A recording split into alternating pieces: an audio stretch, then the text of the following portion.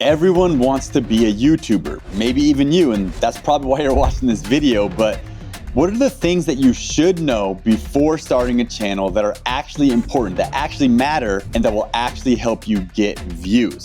That's exactly what we're going to cover in today's episode of the Video Creator Show. All right, everybody, welcome back to the Video Creator Show, where we talk about all things YouTube. In today's episode, we're talking about beginners and what they should know before starting a channel. So, Grant, welcome back. Why should somebody even start a YouTube channel in the year that we're in now, in 2025? So I feel like there are two reasons why someone would start a YouTube channel in current year. Reason number one is you have a business and you want to advertise that business. And a YouTube channel can be a really good way to drive traffic to whatever your business is, whether you're a lawyer, whether you have a brick and mortar store, or whatever it is. YouTube is a good way to show what you're all about and why people should go to the description and click on the link to your website or whatever it is.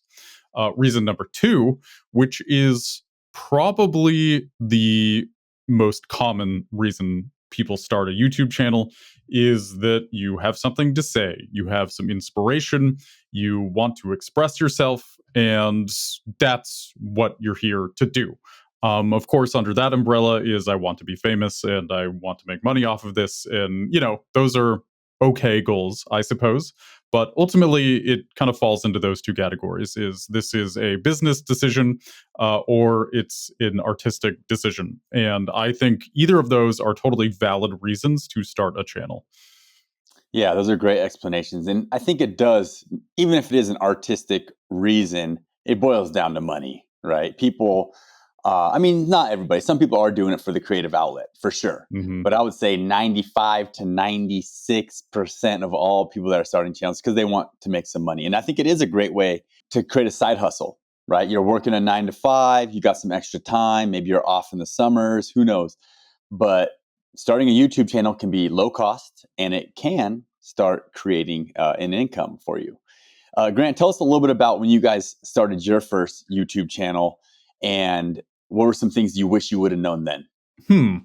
I feel like one thing I wish I would have known is the importance of once you have an audience, like make sure to stick to your own, I want to say values, or keep covering what you're interested in, and don't deviate too far into like what is getting views and what is getting money. Because if you go too far into that route, then it can make things really squirrely and it can definitely make your, like, even the income from your channel less reliable. It makes you you can alienate your audience who is interested in things that you are interested in, and end up attracting an audience of people who are interested in things that you're not really that interested in, but you've attracted them because you keep covering big topics. So, all this to say, I wish I was more aware of the right ratio of trends to passion posts, if that makes sense.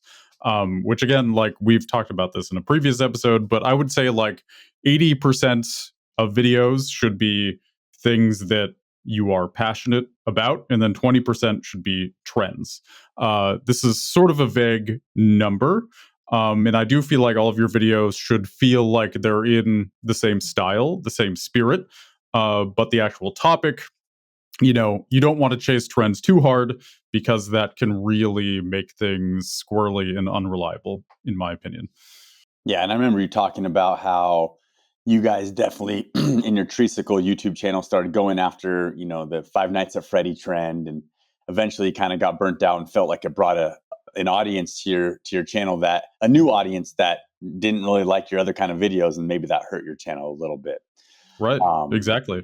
yeah, so I get where you're coming from there.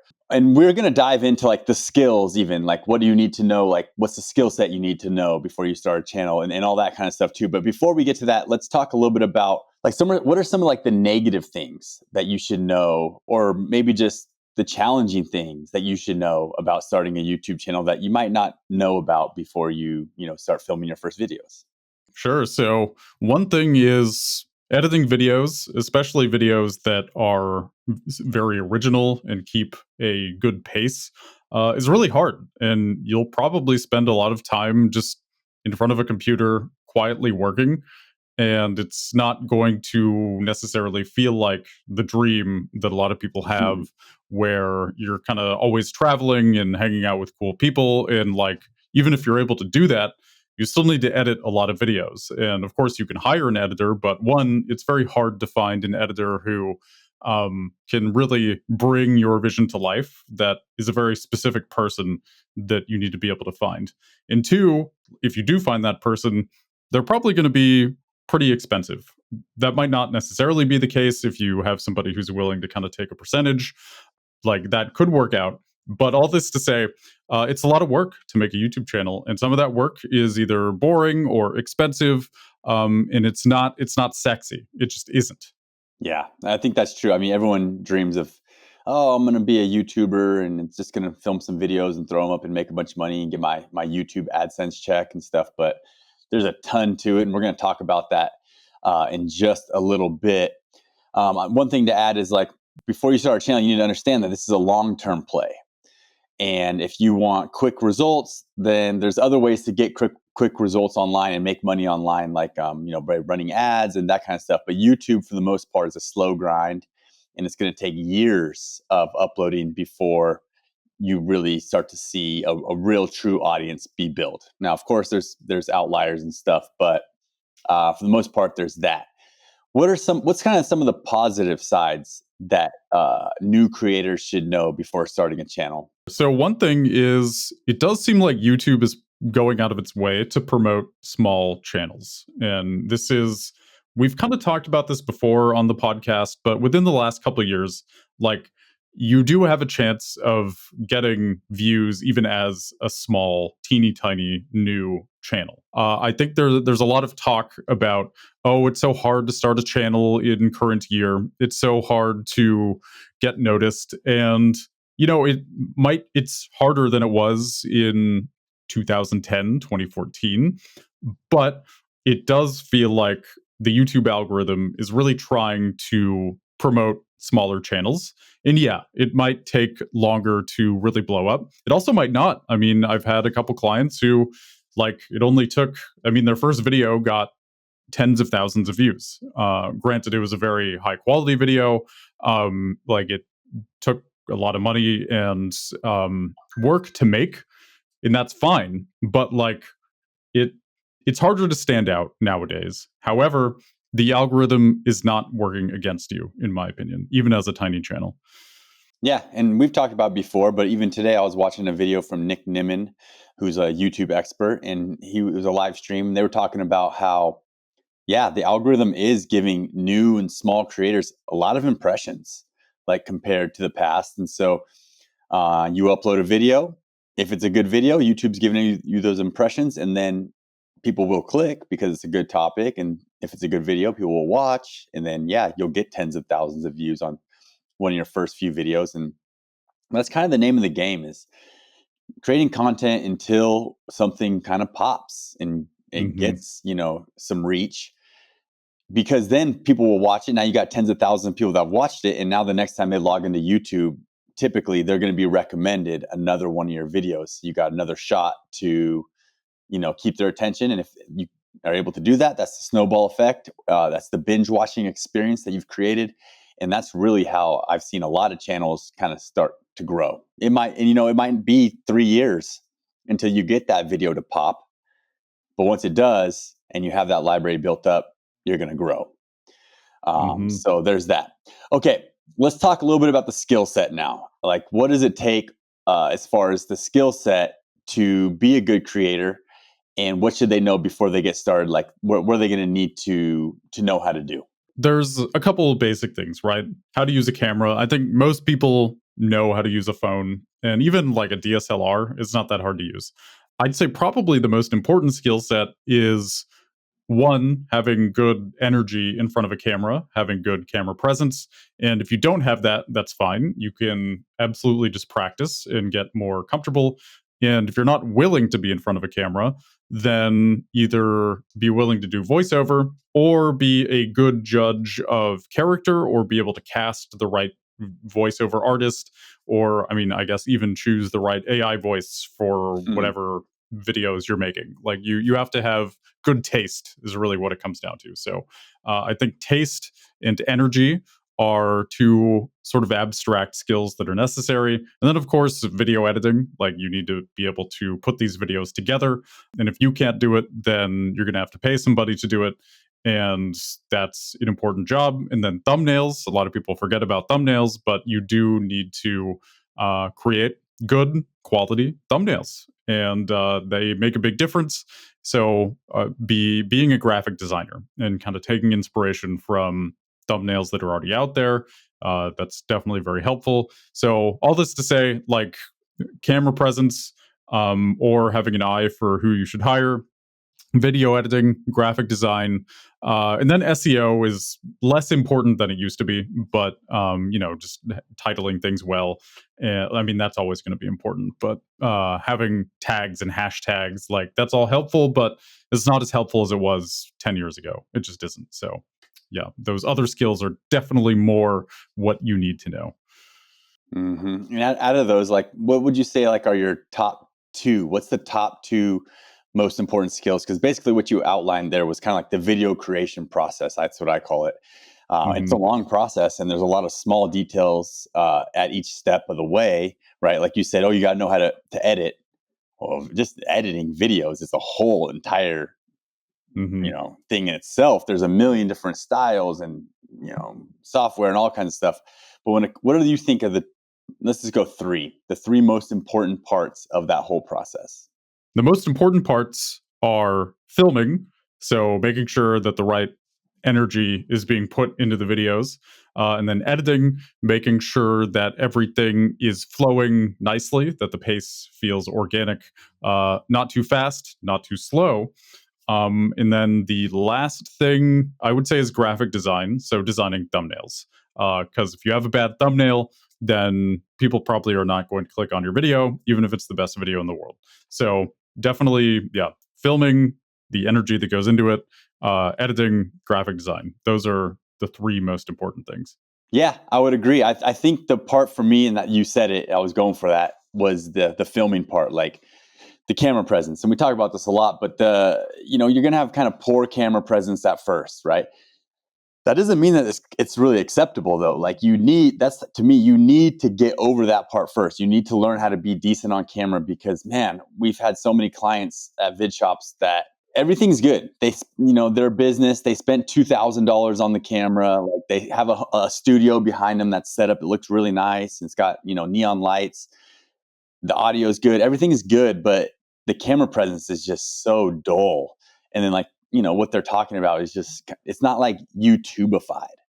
And there'd be Hmm. a tip there, right? Like back in the day, you could make a video like, how to shoot a jump shot. But nowadays, like your topics have to be like what I call like YouTubeified.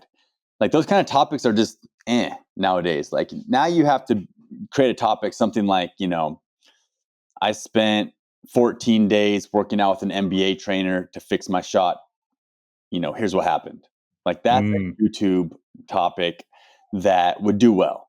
But how to shoot a jump shot, like I think that's the kind of content nowadays that just doesn't do well. So, anyways, yeah. Long story short, there, I think the camera presence is the first thing that people need to fix, and then the second part is just understanding YouTube. For me, it's not about editing or graphic design, but there's a way to create YouTube videos that is just different than what most beginners think. They think they got to come out here and create a bunch of how-to videos, which those videos I don't think will do well. Hmm. I was just going to agree. I think what you said hits the nail on the head. Obviously, what I mentioned is important, but ultimately, like if you don't know how to YouTubeify, uh, I I guess I like that word. I think I like that word. And yeah, if you don't know how to be in front of a camera, then both of these things are going to be perhaps problematic for you.